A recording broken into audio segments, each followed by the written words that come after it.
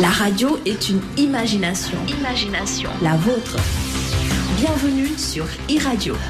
80 nag jàmm ci iRadio 90.3 ak ITV canal 15 bu TNT bi seen émission e-sport ni ñu koy amalee altine ak aljuma bu jot ñëw ak yéen ci tàggat yaram ni mu gën a yaatoo ci biir réew mi ak bitim réew boo nee nag altine da ngay ñëw évidemment ci résultats sportifs yi ñu am rawatina ci biir réew mi lu soxal Ligue 1 sénégalaise Ligue 2 dañu également wax ci Coupe de France bi nga xam ne PSG ak Rennes finalement Rennes da ko gagné par tir au but.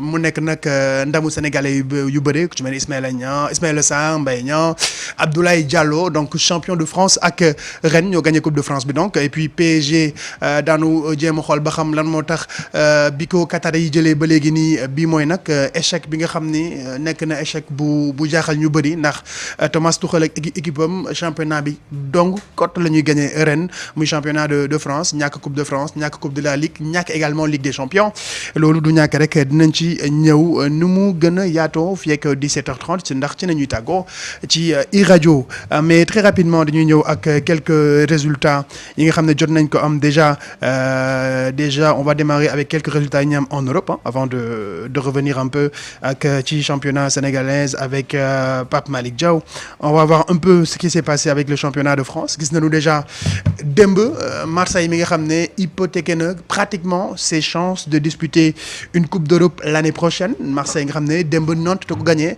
ñaari bal ci benn biir stade Vélodrome mu nekk nag mbetteel ndax Marseille Saint-Étienne dafa gagné Lyon gagné équipe yi nga xam ne yëpp ñoo nekk ci digganteem ak place européenne bi donc Marseille est cinquième et je rappelle que ni comme PSG dafa ñàkk Coupe de France bi la 5e place en France donc ne sera plus européenne donc premier deuxième troisième ba 4e bi ñooy dem dans les différentes compétitions européennes diggante Ligue des Champions ak Europa League donc je pense qu'aujourd'hui échec la en tout cas pour le moment pour l'Olympique de Marseille si Marseille ne se qualifie pas pour la Ligue Europa je rappelle que ni quand même bi ko Macourt di jël c'est pour jouer la Ligue des Champions depuis lors on attend donc ba Rudy Garcia démb gis nañu taxawaay bi mu am par rapport ak ay joueurs am kàddu yu mu jëmale ne li ko gën a métti mooy gisul rébellion gisul daal ay joueurs yi nga xam ne mën nañ leen te bëggoon nañu ñëwaat ñefe nañu pour ñëwaat comme quoi Marseille dafay retomber également dans ses travers on dépense des centaines de millions pour des joueurs c'est de gros salaires qui apparemment li équipe bi bëgg wala li supporters yi bëgg ñàkk mën la wala ñàkk nu koy waxeete encore ñàkk mën la wala ñàkk bëgg maillot bi en tout cas doy na waar parce que question yi ça fuse de partout mais quand même beneen échec bi ñuy jéem a taxaw ak Pape Malick Diaw quand même c'est le Paris Saint-Germain sous l'ère qatari quand même bi mooy le plus mauvais résultat du Paris Saint-Germain Thomas Tuchel a fait pire que Laurent Blanc pire qu'Ancelotti pire qu'Unai Emery loolu la Thomas Tuchel def quand même avec seulement un championnat de France on va dire des transferts ratés parce que Choupo-Moting moom la moo ko indi parce qu'il l'a connu à Mayence Paredes c'est lui et puis tout le temps mu naan non man j'ai eu 14-15 joueurs la faute à qui quelque part du côté du Qatar c'est-à-dire au mois de juin ci vacances yi dina yëngu parce que ça va bouger du côté du Paris Saint-Germain est-ce que Tuchel restera à la tête de cette équipe-là parce qu'il a fait pire que tout le monde quand même pire que Comboiré nga xam ne voilà donc voilà après les chiffres sont là c'est pas moi qui le dis ce sont les chiffres qui le disent quand même c'était une année galère pour le Paris Saint-Germain. Ouais, c'est vrai que Paris Saint-Germain tàmmal na di am au moins double bi championnat Coupe de France. bu ci yokkee Coupe de la Ligue. ça va mais bi la yoon c'est vrai que Paris Saint-Germain moom fi muy viser nekkatul sax championnat bi mais Ligue des Champions bi. clairement Ligue des Champions ku xool seen effectif xam ne Ligue des Champions même seen recrue sax Ligue des Champions peut-être la ñuy viser. oui mais comme tu l'as dit jël championnat bi gis nañu sax bi ñu jëlee championnat bi ils étaient un petit peu crispés ci li ñuy façon de jubilé beeg yooyu am na lu des. Coupe de France bi alors ñu daanu contre Rennes mu nekk tamit échec bu extraordinaire. mën na leen 2-0 2-0 waa ji jël leen remontada bon Bernard Fall sax mu ngi leen di lancer ay pic nee na remontada ils ont l'habitude. moo kooku moom xeer doj bu rëy la. tu vois am na manque de respect aussi par rapport. waaw bon, c'est vrai voilà. c'est vrai bon c'est vrai que ñoom ñaar seen kii xawul kii apprécier. mais comme tu dis beneen échec la encore nee nga comment il s'appelle Tuchel moo indi Paredes. Ouais. moo indi Choupo-Moting. Choupo-Moting moo indi Kerrer aussi Ouais. ñooñu la ñëpp après mi ngi casse affaire de effectif c'est vrai que niru mi ngi xaw a niru daanu naa parce que wala mais ba tey nanguwul ni il n'a pas été à la hauteur saison bii nii il n'a pas du tout été à la hauteur bon yaa ngi wax moom il va rendre des comptes mais ce qui est sûr moo di président bi aussi il va Enrique également le directeur sportif moom itam il va rendre des comptes fële ca Qatar pour nañ ko convoqué waaw c'est certain émir bi dina ko c'est certain mais bon après loolu day xaw a répercuté wu aussi ci déwén est-ce que Neymar il va rester est-ce que parce qu'il a eu des déclarations choc et ce matin ci conférence de presse bu Thomas Tuchel nee na li wax yi Neymar wax waxu vestiaire la après voilà. mais on l'a vu tamit ak Barça waxi vestiaire la doon wax mais bi waxtu dem jotee xaaru ci dara. waaw ça fait mi ngi xaw a ragal lu daal est-ce que Mbappé même bu fekkee. Cavani est en fin de contrat est-ce que Cavani est en fin de contrat Simeone déclaré na sa flamme du côté de l'Atlético nee na il veut complètement Cavani la saison prochaine. C'est à suivre Mbappé nee na déwén il est là pour le projet entre projet parce que projet bi ba tey xamuñu mooy lan Neymar yaa ngi koy wax léegi ay discours de vestiaire la bon on verra en tout cas ce qui est sûr moo di échec yi dina répercuté wu ci mercato boo xam ne dina nekk un mercato XXL ah oui dina nekk un mercato XXL. Babacar Ndofey on va suivre l'actualité du côté du Paris Saint-Germain c'est clair que ni quand même Paris bëri na ay supporters ci Sénégal fépp ci àdduna mais puisqu'on est au Sénégal le Paris Saint-Germain compte énormément de supporters mais Babacar yow bilan au Paris Saint-Germain avec seulement le championnat de France des centaines de millions d'euros investis aussi bien ci seen infrastructure on a changé le centre d'entraînement on a fait des installations XXL on a des places vendues beaucoup plus chères pour permettre en tout cas xaalis bi gën a dugg tout ça pour ça juste pour un championnat.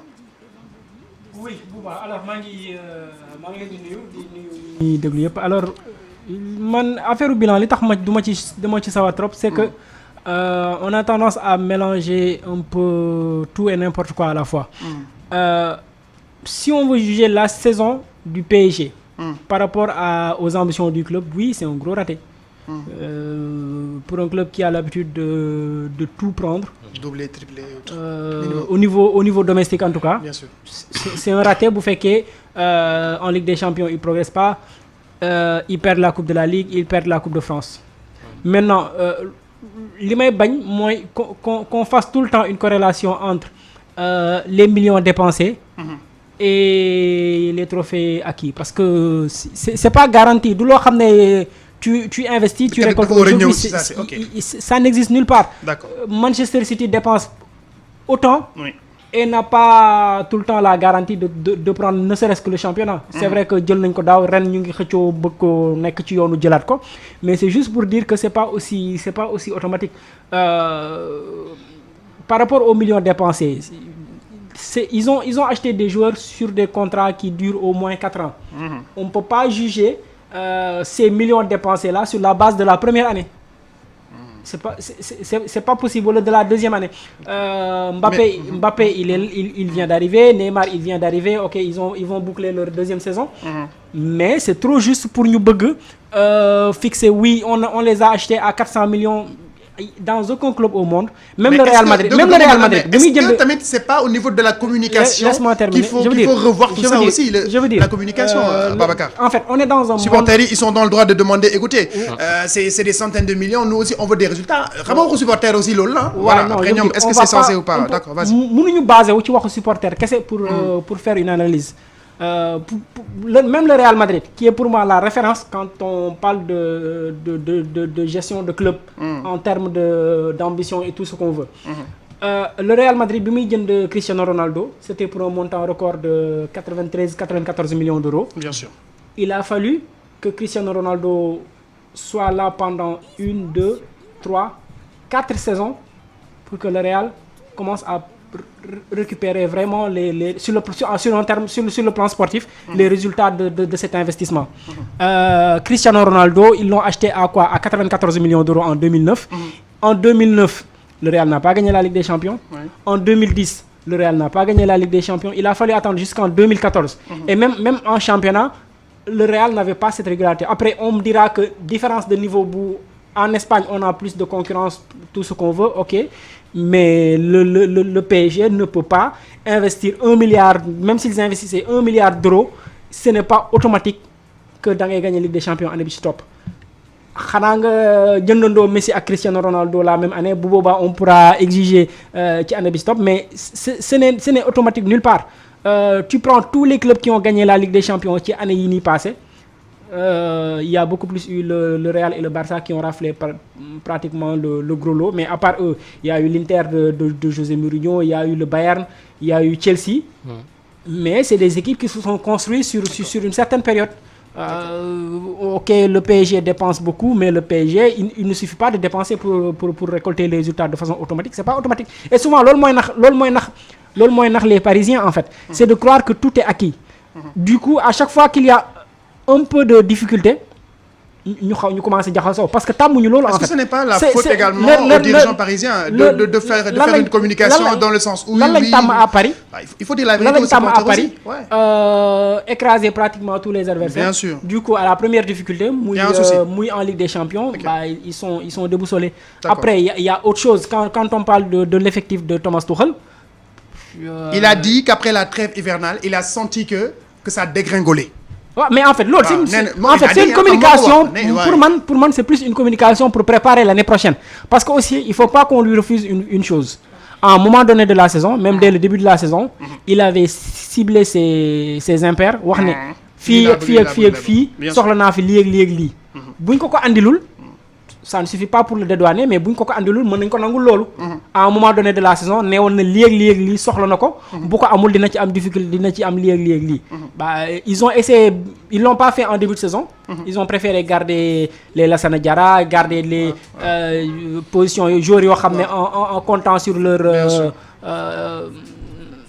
polyvalence mais ça c'est pas ça peut sauver un match contre Amiens mais ça ne peut pas te sortir du pétrin quand tu as un adversaire de plus gros calibre que ça lors du mercato d'hiver janvier jéem nañ rectifier pour andi Idrissa Gana Gueye mais tu sens nettement qu'ils n'ont pas fait l'effort qu'il fallait quand on te dit qu'ils ont eu un désaccord pour Idrissa Gana Gueye pour 5 millions d'euros c'est 3 fois rien pour un club comme le Paris Saint-Germain. C'est une question de volonté politique aussi. Ils l'ont pas fait en ce moment-là en se disant que bon ils avaient presque le nécessaire pour passer mais là ils sont obligés lan moo fi des on va dire ok la saison de Tuchel comparé à ses prédécesseurs n'était pas aussi réussie.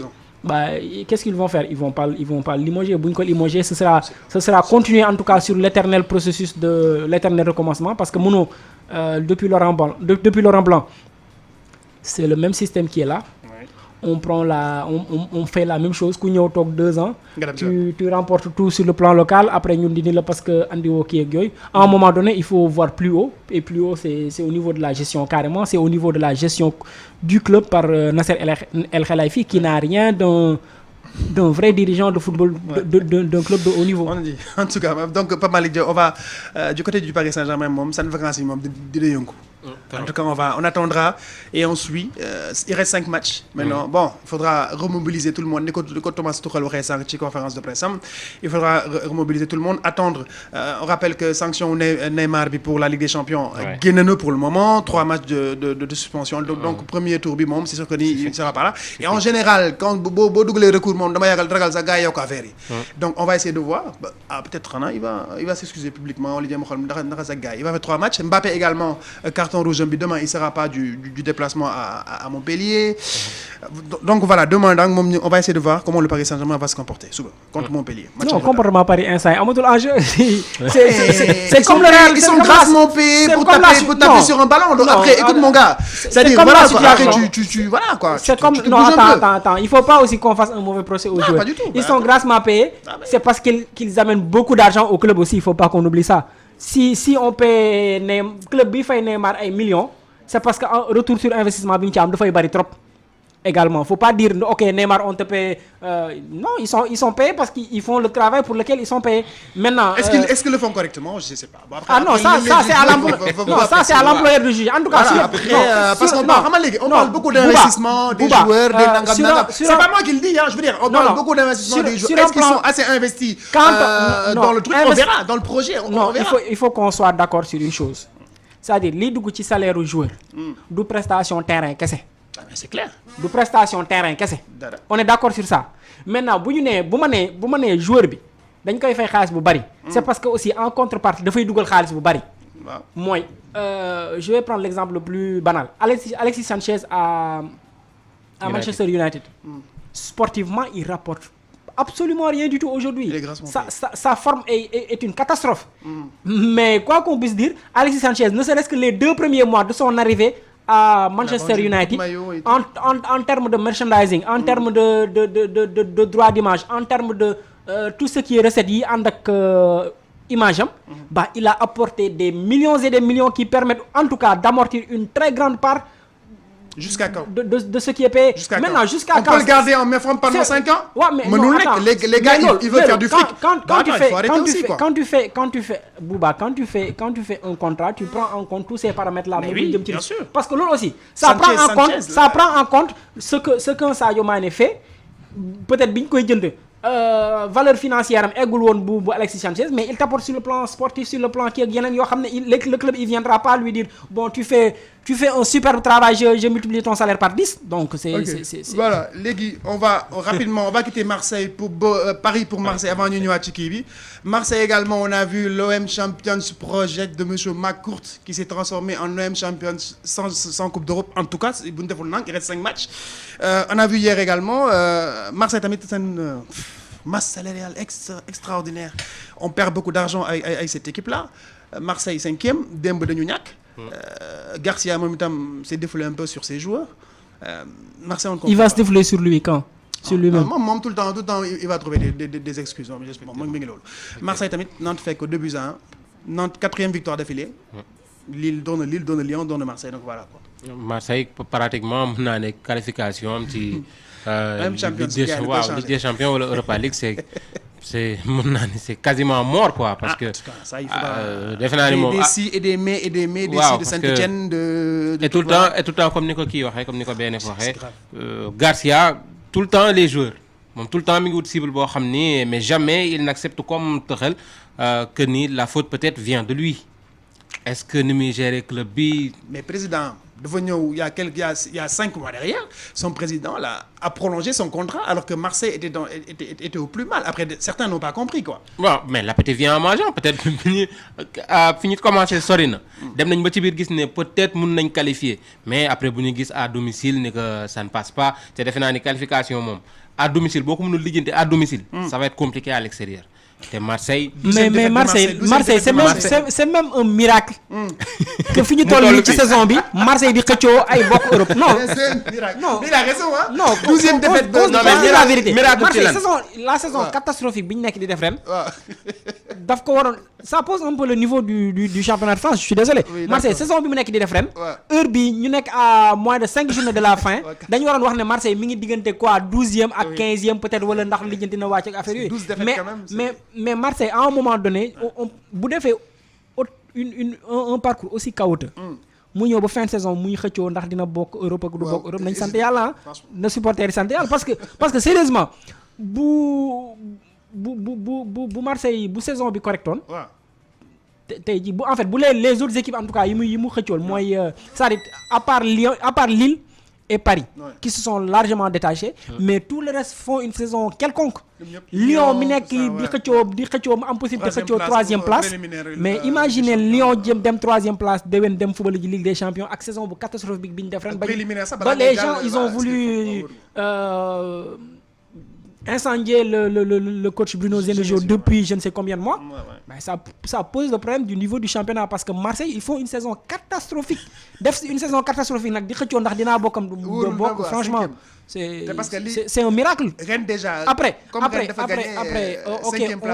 on va dire responsabilité elles seront forcément partagées entre l'équipe de la direction.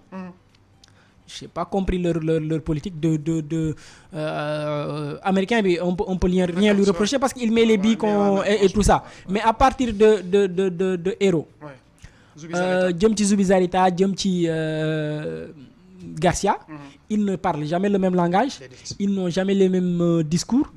waaye ku nekk day wax jaar ni Zubizarreta man pas de j'avais concordance, beaucoup en de fait. fois bi muy ñëw parce que c'est quelqu'un qui connaît super bien le milieu de la détection. J'aurais compris que mu andi ay de petites pépites yu nekk en Espagne qui peuvent être très bons. s'attendait à ça. Peut-être pas assez bons pour des clubs comme le Real, Valence ou le Barça, mais suffisamment bons pour le championnat de France.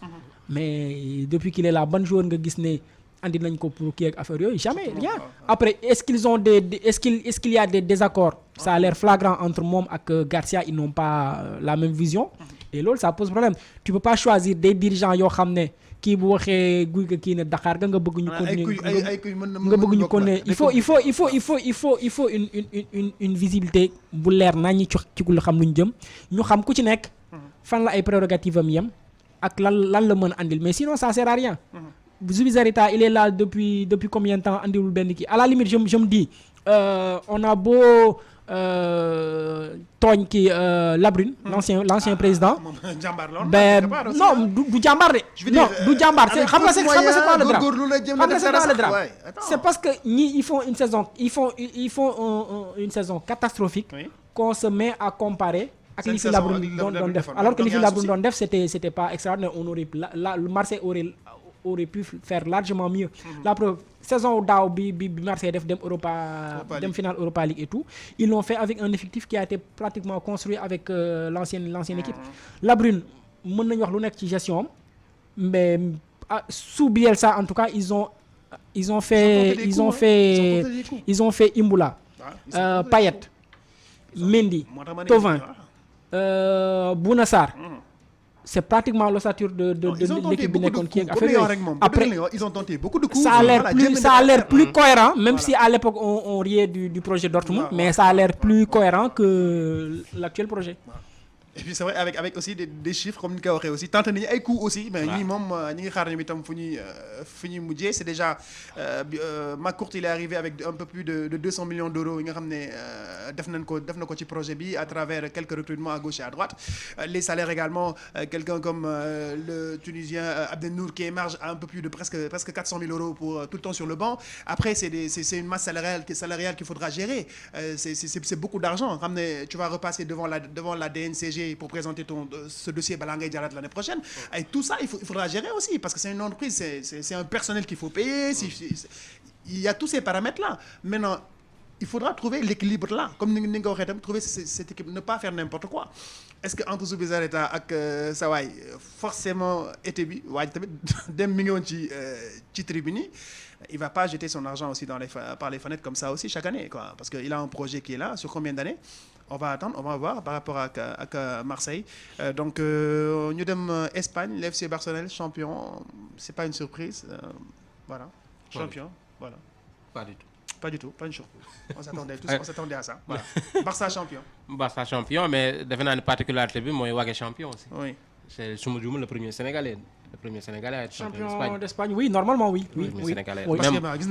Même s'il n'a joué qu'un seul match aussi, il faut le dire. ci seen t-shirt du Barça gis naa ko ci. Ouais, il est champion, il a joué un match donc il est champion. Bien sûr. Bon, particularité bi loolu la. Après Messi lan 10e champion moom it, 10e fois champion.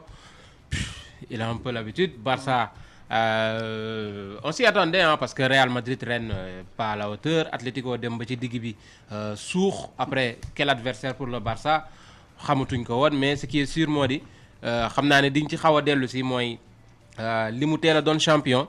Est-ce que du ko placer favori par rapport ak Liverpool pour Ligue des Champions bi?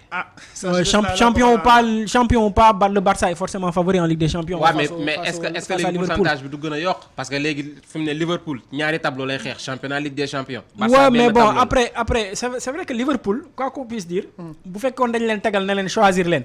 Je suis sûr que Premier League bi la ñu dem choisir. Ouais, certes, mais parce que namm nañ ko et tout. Mais Ligue des Champions mooy compétition boo xam ne am na prestige boo xam ne tu peux pas laisser ça de côté. Tu es obligé d'y aller à fond. Mënoo jouer demi-finale de Ligue des Champions parce que quoi qu'on puisse dire ça t'ouvre les portes vers le sommet. Et ñoom xam nañ ko parce que daaw ils étaient en finale. ils ont la possibilité de faire une deuxième finale consécutive, ce qu'un autre club pratiquement à part le Real n'avait fait ces dernières années, à part Juve bi teg la ñaar perte ko je sais plus. Mënoo ko c'est-à-dire xam nga ngay sori coupe de la Ligue wala FA Cup wala Carabao Cup, tu peux dire ok je fais tourner, j'amène Sturridge parce que j'ai le championnat dans 3 jours. Mais boo fi nekkee nii en fin de saison, tu as une demi-finale de Ligue des Champions, tu peux pas, tu es obligé d'y aller à fond, quels que soient les risques. Parce que je comprends que risques yooyu c'est des risques qui existent. C'est-à-dire tu joues un match de grosse intensité face au Barça pendant 90 minutes. C'est pas évident que match championnat bi ci topp nga am assez de fraîcheur pour tenir. Souvent c'est très compliqué de jouer Ligue des Champions match bu am intensité. Championnat bi ci topp la plupart des équipes dañuy perte wala ñu am match nul ak affaire yooyu. Mais nekk nañ ci rythme boo xam ne ils sont obligés d'y aller à fond pour les deux parties. Après c'est pas compliqué pour un footballeur professionnel moment bii nii ils veulent jouer tous les matchs. Sadio Mané si tu lui avais dit on choisit, tu joues contre le Barça, tu joues pas le match suivant affaire yooyu il refuse. Xaru ci 5 matchs yi ci des. Y aller à fond, c'est toujours un challenge et c'est pas tu joues les 2 matchs contre le Barça, tu joues les 3 matchs qui restent pour le championnat anglais, ça fait 5 matchs avec éventuellement une finale si tu te qualifies, ça te fait quoi tout au plus 6 matchs, 6 matchs pour un footballeur professionnel, c'est gérable. 6 matchs ak période bi c'est dafay wuute quand même. Ouais mais xam nga période bi saison la day metti, les jambes sont lourdes. xam nga la laay daw en fait. Ñaari tableau yi ñuy xeex. mais du ñaari tableau yu gudd xam nga sur le plan non guddul je veux dire nekkul ci loo xam ne dafa ne bu nekkoon ñaari tableau yi dafa nekkoon sur une longue durée affaire pour avoir discuté justement de ce type de question ak Sadio Mané justement il te dit que physiquement partie bi gën a métti c'est juste après le début de saison bu ñuy soog commencer début de saison parce que boobu il y a préparation physique bu intense bi nga xam ne tu es obligé d'assimiler ça ak affaire yooyu sa corps dafay jóge ci vacances après tu as coupé pendant un certain nombre de temps ak kii deuxième partie bi mooy en janvier. En janvier parce que surcharge bi ñu amoon en début de saison. Sur le plan intensité ak affaire yooyu dafay commencer waat tu as l'impression que doo sax bëgg entraîner en réalité parce que tu as l'impression que say cuisse dafay surcharger sa mollet dafay surcharger et tout ça si tu sais pas t'aménager ci wàllu alimentation bi ak ci wàllu récupération bi ci wàllu massage yi tu as souvent beaucoup de mal. Mais en fin de saison souvent day fekk yaa ngi ci xaw ma nu ñu koy mën a waxee yaa ngi ci sa vitesse de croisière en fait lu ñu la jox tu es sa corps si tu as fait une bonne préparation. Lu ñu la jox sa corps dafay nekk en capacité de traduire ça. Tu as l'impression que boo defee 90 minutes que doyaloo wala que sonnoo ak affaire yooyu alors que en début de saison ak affaire yooyu même à 60 minutes tu as beaucoup de mal. D'accord donc su ma la déggee Babacar dafay foofu équipe médicale bi kiné yi ak tout ça c'est vraiment il faudra ñoom itam ñu nekk sur le quai. et puis gis nga gagné non dynamique bi mu lay jox sur le plan c'est-à-dire coono mi ngi gën a métti ci kii ñàkk mais quand tu gagnes da ngay nekk ci benn dynamique boo xam ne tant que amul rupture rek doo yëg coono bi parce que y a euphorie bi am na benn adrénaline bu lay pousser pour ngay bëgg kii ak affaire yooyu. d'accord donc mais ñu jógee Espagne dem Angleterre on a vu Manchester City Manchester United Chelsea c'était on va dire le match phare du week-end un but partout avec deux équipes yoo xam ne souvent aussi seen saison bi Solskjaer ñëwee en deuxième partie de saison ñu nekkoon ci benn nuage et ça a enchaîné les matchs ça a gagné jékki-jékki après le Paris Saint-Germain on a vu que élimination bi ñëw le Man United revenu sur terre si je peux m'exprimer ainsi. Ouais, c'est un peu en fait tu as une course entre 3 équipes qui ne veulent pas de la 4e place. et justement quand je parlais de dynamique. C'est un peu ça dynamique bi ñoom ñëpp ñu nekk.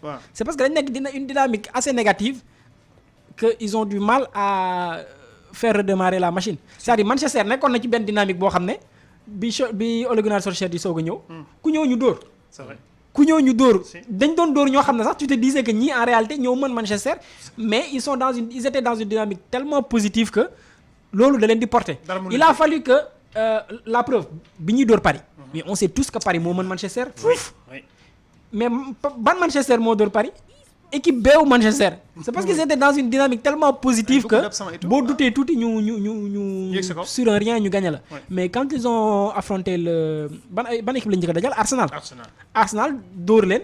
ñu commencé def nii. Après Barça enchaîné waat dóoraat leen. Dynamique bi ñu kii woon changé complètement et c'est en ce moment là nag ci ngay commencé yëg ne.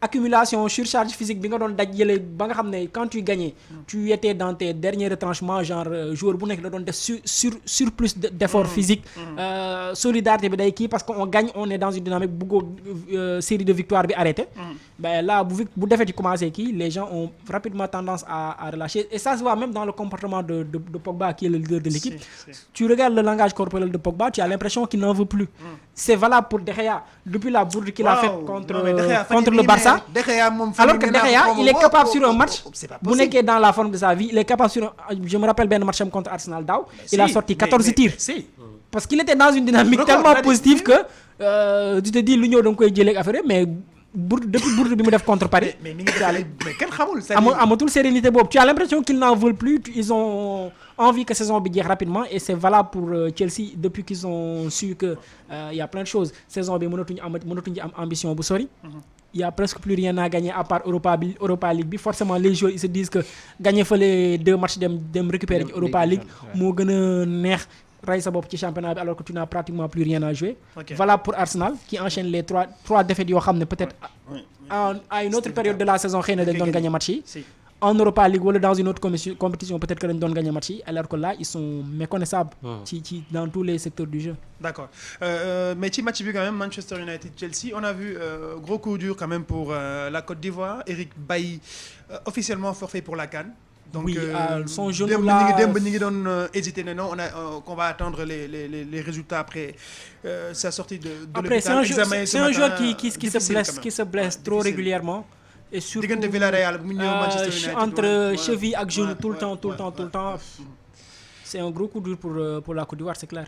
Gros coup dur pour la Côte d'Ivoire donc Eric Bailly nga xam ne du jouer Coupe d'Afrique bi le 21 juin Babacar déjà ci dynamique gu Coupe d'Afrique bi on voit que déjà beaucoup d'équipes ñi ngi nekk di préparer wu pour le match amicaux sànq wax nga déjà boo nekkee ci dynamique gu victoire gis nañu ni ngay même fatigue bi peut-être mën nga ko fàtte de voilà mën na jàll ci ginnaaw mais la question de la gestion de ces internationaux de ces futurs on l'espère sélectionnés pour cette Coupe d'Afrique les internationaux africains il faudra quand même gérer cet effort physique là est-ce que bu ñu demee au mois de juin ceux qui ont beaucoup joué ceux qui ont tellement joué nga xam ne ils ont fait minimum une 50aine de matchs il y va aussi de la gestion de ces joueurs-là donc foofu tamit fa nañuy xaare quand même qu'on ait une équipe médicale très open très au fait de ce qui se passe comment le gars yi war a quand même aborder ces internationaux-là. Souvent c'est au cas par cas je crois que préparateurs physiques ils ont les dossiers de tous les joueurs. Donc évolution joueurs yi mën na bañ a bokk tu vois des joueurs yu bokk club te seen dossier bañ a doon benn. Je prends l'exemple de la Croatie qui était en finale de la Coupe du Monde. Oui. Avec 2 joueurs qui étaient en finale de la Ligue des Champions. muy Modric ak Kovacic. Ils ont fait une grosse saison. Mais ils n'ont pas eu les mêmes dossiers. Pourquoi? Ils n'ont pas le même âge. Ils n'ont pas joué le même nombre de matchs. Seen yaram ni ñuy intégrer effort physique yeeg ni ñuy récupérer ak affaire yooyu du benn donc tu peux pas dire ñoom ñaar Real lañ nekk ok même programme pour ñoom ñaar. C'est pas forcément le cas. Donc tu es obligé pour chaque joueur d'avoir son dossier complet. xam li yaramam soxla. Un Sadio Mané peut avoir joué 50 matchs. yaramam attan surcharge physique. Quelqu'un d'autre peut avoir joué 30 matchs. Donc 20 matchs en moins am soxla wu ëppale ko soxla récupération. Et loolu c'est le travail des kinés des préparateurs physiques. C'est des détails qui sont importants. Très importants. Et période bi bon on est en fin de saison. Mais faut pas oublier que CAN bi dafay am ci période boo xam ne fa la Coupe du Monde di am fa la Jeux Olympiques di am.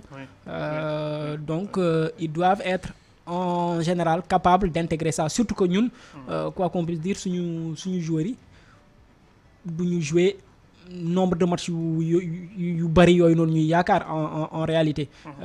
Mais ñun Sadio Mané lañu am d'ailleurs mu qualifié demi-finale Ligue des Champions. À part moom En Ligue Europa, on n'a pratiquement plus personne. Il y en a pas. Il y en a pas, Et même si tu prends tous les Africains de façon globale pour dire Coupe d'Afrique bi en compte, tu as maximum une dizaine voire une quinzaine de jours au maximum qui sont parce que Ajax, on a le Marocain Ziyech, on en a du Cameroun. Ça peut toucher, voilà, par exemple, l'exemple de Modric est tellement important que Dao, Coupe du Monde, avant la Coupe du Monde, il a joué quoi? Il a enchaîné, il a commencé sa saison avec la Super Coupe en Espagne. Super Coupe d'Espagne, Super Coupe d'Europe parce que nous avons Ligue des Champions précédente. Ils ont enchaîné la saison. Jusqu'au bout. Entre mi-saison, il y a eu le mondial des clubs. Il y a eu la Ligue des Champions jusqu'au bout en finale contre Liverpool. Donc, je crois que cette période, amul joueur bu ëpp match yu mu joué que Modric. D'accord. Bi ñu joué Coupe du Monde, il a été sacré meilleur joueur de la Coupe du Monde.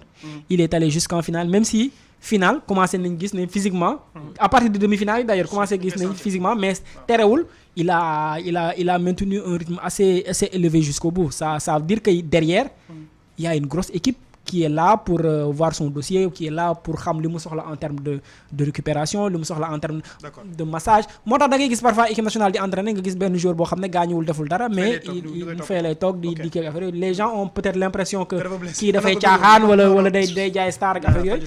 Mais souvent les gens sont obligés de traiter ces cas-là comme il le faut parce que yaram yi bokkul bien sûr.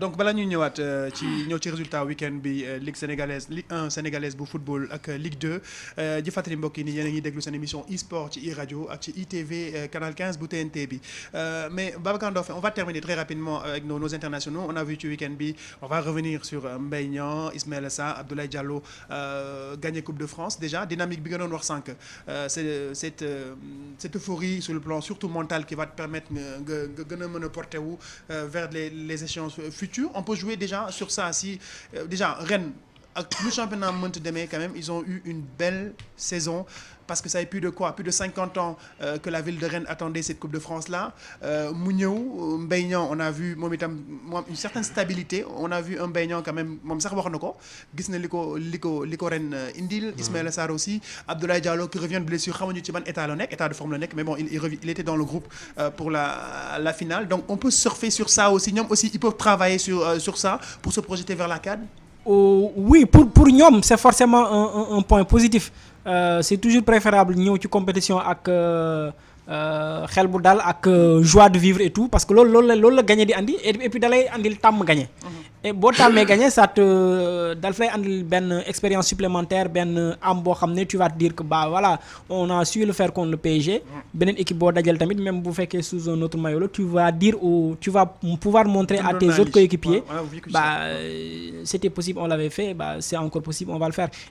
L'idéal c'est dem CAN ba avec le maximum de joueurs yu ñëw ak mentalité boobu. Là on a les trois là qui ont remporté la Coupe de France. On a Sadio qui est en course pour la Premier League ak pour la Ligue des Champions. On a en Turquie Pape Alioune Ndiaye ak Mbaye Diagne qui sont en lice pour le doublé. Ils sont qualifiés en finale de la Coupe de Turquie. Ils sont encore en course pour le championnat. Je crois qu'ils ont 3 points de retard sur Başakşehir et ils ont un match à jouer. C'est-à-dire que si nous gagnons ce match tey ils seront à égalité et il y a une petite finale du championnat parce que ñoom ñaar war nañ daje le 19 ou le premier et le deuxième war nañ daje le 19 ou le 20.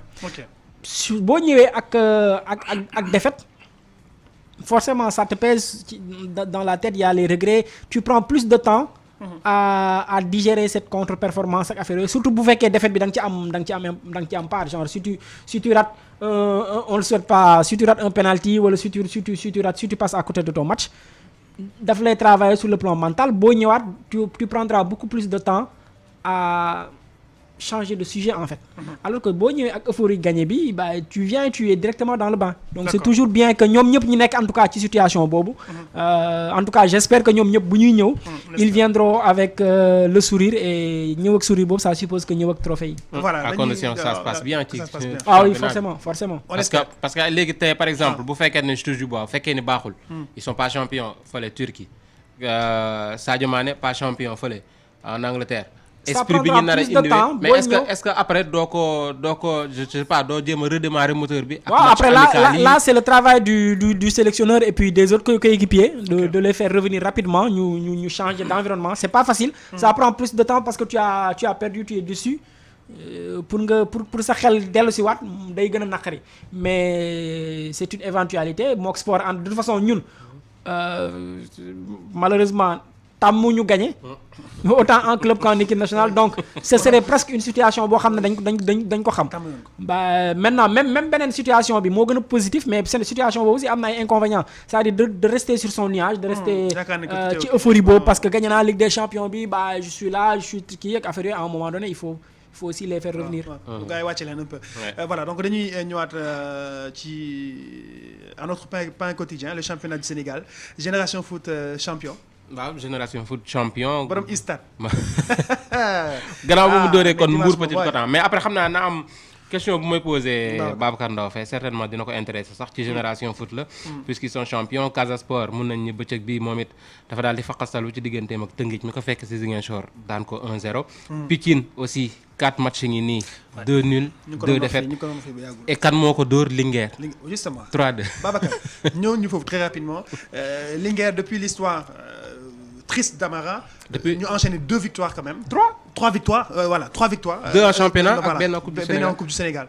Je veux pas donner raison à ñi nga xam ne dañu jël saaga ak yooyu def ko stratégie non c'est triste ce qu'ils ont fait c'est regrettable et je le disais en donnant l'exemple du coach de Niary Tally de l'ex-coach de l'ancien coach de Niary Tally Demba Mbaye qui est actuellement à Génération Foot qui est l'un des meilleurs techniciens de ce championnat et à chaque fois il le démontre il l'a démontré bi muy nekk Niary Tally mais on s'est retrouvé ak benn match boo xam ne les gens l'ont pris en grippe di ko saaga pour un mauvais résultat ak affaire yooyu le Real Madrid enchaîne les défaites saagawuñu Zidane le Barça ok on peut critiquer parce que supporter ak passion football ak passion ñoo ànd mais il y a des limites on ne peut pas Amara pour tout ce qu'il représente pour le football sénégalais pour tout ce qu'il représente pour le football saint-louisien pour tout ce qu'il représente pour le football pour ce club là Linguère il a fait un don de soi ñëwaat ak affaire yooyu maintenant on peut dire plein de choses sur sa gestion et loolu c'est ñi nga xam ne ñoom ñoo koy dund ak moom ça on leur concède le droit de critiquer sa gestion de dire yoon bi mu jaar baax na ak baaxul de dire ni muy traiter joueurs yi ni muy traiter entraîneurs yi ni muy impliqué woo loolu yëpp mën nañ ko critiquer mais il y a un minimum de respect qu'on doit à Amara Traoré surtout à Saint-Louis. Amara Traoré c'est quelqu'un qui a remporté la coupe de la Ligue la coupe de France avec Guignon et qui a amené son équipe ses dirigeants andi leen ba Ndar sargal leen c'est pas évident Sadio Mané tey jii bu gagné Ligue des Champions je suis pas sûr que toute l'équipe de Liverpool ak le staff et tout ça ils viendront dem Bambali seeti ko affaire yooyu ça veut dire que am na yëg-yëg bu mu am ci Ndar te loolu moo ko andil mu des ci ba léegi ak yooyu. Il y a plein de joueurs qui sont passés par la Linguère defuñu amuñu implication boobu. Maintenant ça ne justifie y a rien absolument rien qui puisse justifier au-delà de nag qu'il a été international sénégalais qu'il a été de l'épopée de 2002 et tout ça qui nous a valu ci yeneen dafa am luñ ko amel.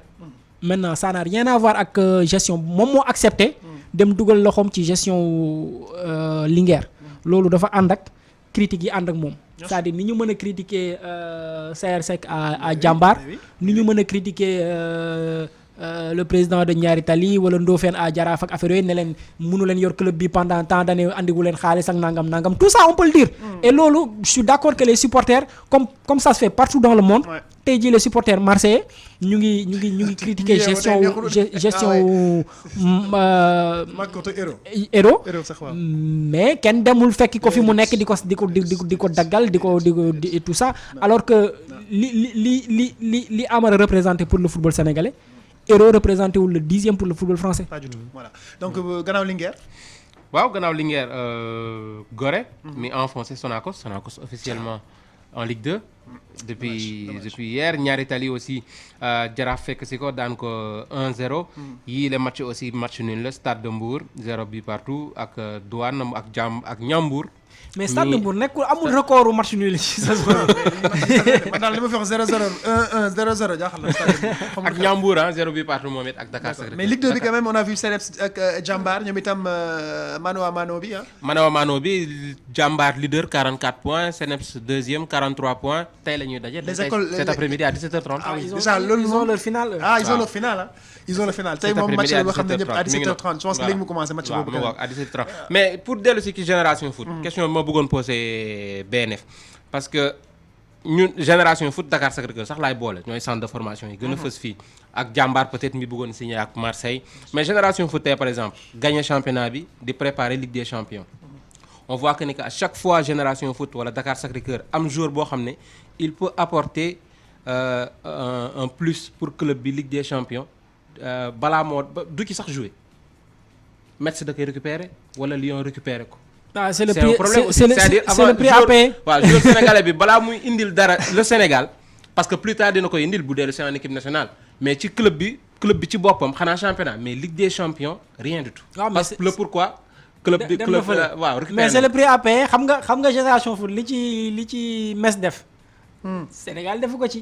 donc Metz buy récolter on peut presque pas leur interdire de faire ça parce que ñoom ñoo ko moom en réalité. quand je dis moom avec des réserves mais je sais qu'ils ont une grosse part ci actionnariat wu FC Metz ci actionnariat wu Génération Foot.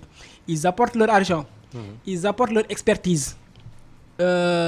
infrastructure andi seeni boroomi xam-xam ñu ñëw ci wàllu c'est vrai que dañuy ñëw ànd ak ñi nekk fii. di liggéey sur la base je prends l'exemple de comment il s'appelle encore l'ancien directeur sportif le français. Olivier Perrin bi muy ñëw fii ñëw na liggéey ak ñoom Laye Sarr ak affaire yooyu il met sans Olivier Perrin il vient avec son expertise fekk fi ànd ak expertise locale bi ñu am lu ñu liggéey mais même expertise locale boobu pour ñu jëlee ko il a fallu que Metz dugal xaalis. bien sûr. pour ñu mën a jëli ñu ay des dirigeants de la trempe de Laye Sarr ak ñeneen donc qui paye commande boo dugalee sa xaalis dugal sa kii ak affaire yooyu après c'est toujours regrettable pour le Sénégal. mais dans le business model de Génération Foot. on forme des joueurs on forme tey jii dugal nañ ci éducation aussi parce que tabax nañ fa lycée je crois. bu ñu tuddee Bernard Serin le président du FC Metz. après joueurs yi bu ñu génnee naturellement. Metz moo ciy gën a jëriñu. après ils peuvent toujours se targuer de gagner ce qu'ils peuvent gagner sur le plan local mooy championnat avec affaire yooyu mais ni muy demee nii pour ñu am stabilité. pour gagner des trophées wala sori déjà ci compétition internationale yi muy Ligue des champions africaine muy Coupe CAF. ça va être compliqué parce que déjà même avec stabilité bi c'est pas garanti c'est difficile pour les clubs sénégalais def ay performances en Afrique. waxatum laa nag bu fekkee à chaque saison tu perds ton meilleur élément ou tes deux meilleurs éléments. mais après am na tout aussi contrepartie ñooñu bu ñu demee aussi tout le temps bu ñu leen jaayee s'il se valorise c'est toujours la formation sénégalaise qui est valorisée. Ismaël Sarr aujourd'hui c'est l'un des plus grands espoirs du football du championnat français c'est l'un des plus grands espoirs du football africain fu ñu tuddee Ismaël Sarr dinañ tudd Metz mais dinañ tudd Sénégal. dinañ tudd Génération Foot. Sadio Mané et en tout cas c'est un centre qui mën nañ leen nangul benn affaire mooy am nañu le flair pour les joueurs offensifs. su boo xoolee équipe nationale Sénégal sur les 10 dernières années pratiquement chaque année ils ont sorti un attaquant de grande qualité boo xam ne andil na un plus à l'équipe nationale du Sénégal. Je crois que Sékou Seydi mi ngi liggéey ci loolu sax xam naa peut-être dina ko gën a mën a yaatal mais tu prends de Babacar Gueye à Ibrahima Niane aujourd'hui. Tu as eu les Papis Demba Cissé jaar na fa tu as eu Amadou Ndiaye tu as Ibrahima Niane tu as Babacar Gueye tu as plein d'autres joueurs tu as Sadio Mané Ismaël Sarr et autres donc tu as plein de joueurs yu def les beaux jours de l'équipe nationale du Sénégal. D'accord donc je pense que c'est bon amul leen looy jox ci championnat. non c'est bon ah mais bés diggante deuxième place beeg gars yi moom xëccoo bi fi la nekk Jaraaf gagné na. Jaraaf pratiquement deuxième place. Tëngéej sorewu ko. Mais Jaraaf ils ont une régularité qu'il faut saluer aussi. waaw gagner championnat après année bi stop tu es deuxième. C'est pas mal par rapport ak li ñu tàmmoon gis nañ fi équipe yoo xam dañ gagné année bi stop ñu dem pratiquement relégable wala ñuy xëccoo ci ginnaaw mais. entre guillemets sax mën nañ ne coupe CAF beeg des champions bi xaw na ko faxasal. parce que ci période boobu la xaw a terewul malgré tout ñu des ci xëccoo bi en quelque sorte jusqu'au bout. C'est toujours bien d'avoir cette régularité. non mi ngi noonu comme ni nga ko waxee nag ils sont sous la menace de Tëngéej même Dakar Sacré-Cœur mi wàcc ci podium bi sax.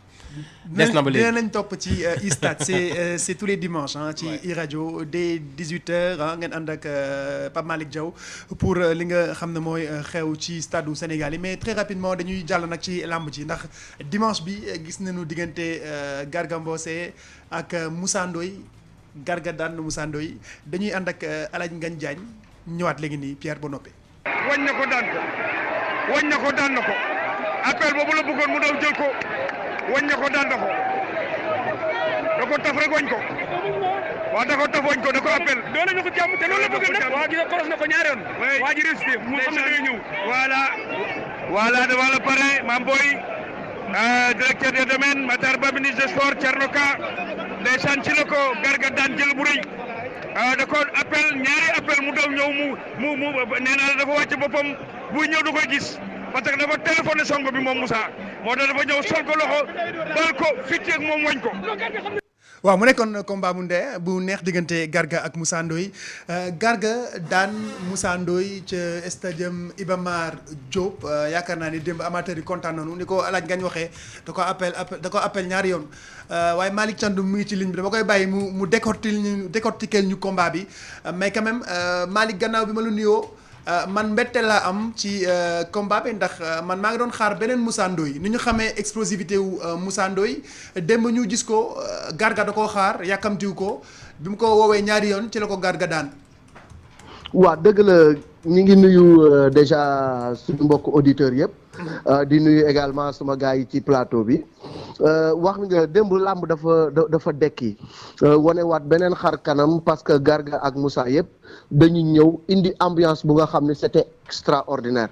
Garga indi cosaanam Moussa Ndoye indi cosaanam bu Garga njuugee jaar fële Moussa Ndoye def yëfu léboom jaar fële stade bi di toj vraiment c'était extraordinaire bi ñu ñëwee ci combat bi en tant que tel xam nga Garga dafa ñëw jiital pied gauche Moussa jiital pied gauche ñu bëri dañu xalaatoon ni Moussa dafay ñëw rek saaxee Garga wala xeex ak moom mais taxawaay bi Garga taxaw gàtt jiital tànku càmmoñam ba pare fermer gardam dafa gêner Moussa Ndoye à chaque fois bu Moussa aussi gauche la teg boo tegee gauche sa adversaire teg gauche ngeen teg même pied bu fekkee da nga ko bëgg a atteindre te nga nekk droitier il suffit mu def retrait de corps pour que nga bañ ko jot moo tax appel yi Garga def yëpp bu Moussa enchaîné def gauche droite du fa fekk dara parce que Garga dafay def retrait de corps mais bi Garga defee retrait de corps également dafa am benn moment Garga jam ko droite jamaat ko droite mu am ñaari coups yu ko touché Moussa mamm loolu moo waral Moussa cong bu téléphoné cong bu gaaw